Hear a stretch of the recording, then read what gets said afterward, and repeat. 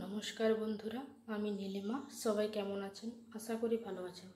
আমি আজকে বানিয়েছি মাছের ডিমের টক।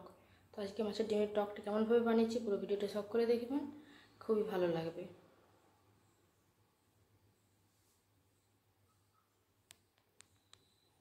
এই দেখুন বন্ধুরা, এখানে বাটির মধ্যে 100 গ্রাম মাছের ডিম ভালোভাবে ধুয়ে আগে থেকে মেখে রেখেছিলাম হলুদ আর তেল দিয়ে।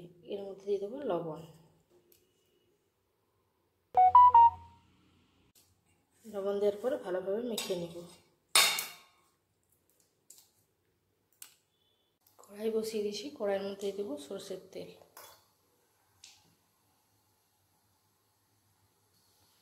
তেল গরম হয়ে গেছে, এর মধ্যে দিয়ে দেবো মাছের ডিম।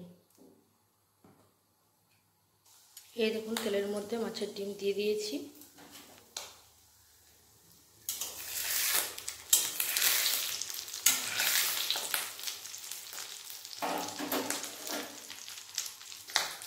মাছের ডিমটা আবার উল্টে নেব।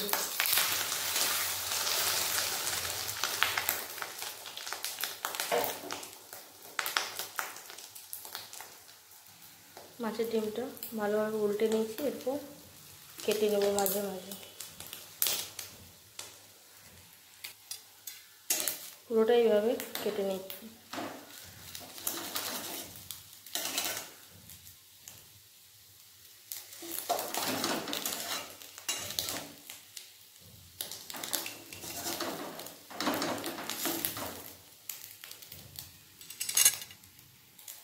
এই দেখুন ছোট ছোট পিস করে নিয়েছি মাছের ডিমটা, এরপর তুলে নেব। মাছের ডিম তুলে নিয়েছি, ওই কড়াইয়ের মধ্যে আবারও দিয়ে দেবো সরষের তেল। তেল গরম হয়ে গেছে, তেলের মধ্যে দিয়ে দেবো শুকনো লঙ্কার কালো জিরে। এরপর আমি দিয়ে দেবো তেঁতুল, আগে থেকে ভিজিয়ে রেখেছিলাম, তেঁতুল গোলা জল।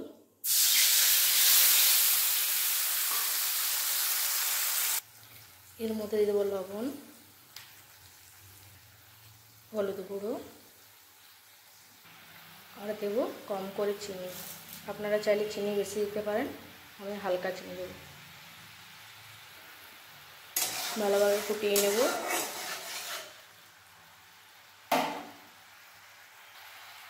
এরপর এর মধ্যে দিয়ে দেবো জল।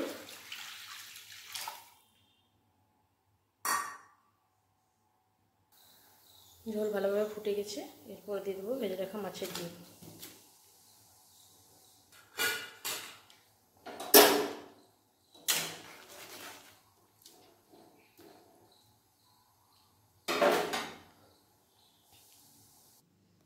ভালোভাবে ফুটে গেছে তেঁতুল জলের সাথে মাছের ডিম। এর মধ্যে দিয়ে দেবো সরষে বাটা।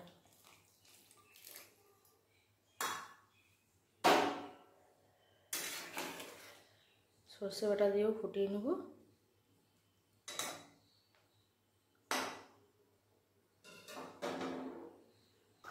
সরষে বাটা দিয়ে 2 মিনিটের মতো ফুটিয়ে নিয়েছি, এরপর গ্যাসটা অফ করে দেব। এই দেখুন বন্ধুরা, মাছের ডিমের টক একটা বাটির মধ্যে ঢেলে নিয়েছি। তো আজকে মাছের ডিমের টক রেসিপিটা কেমন লাগলো বন্ধুরা, সবাই কমেন্টের মাধ্যমে জানাবেন। সবাই একবার করে বানিয়ে দেখবেন, আশা করি ভালো লাগবে। আর সবাই ভালো থাকবেন, সুস্থ থাকবেন। আজকের মতো বাই বন্ধুরা।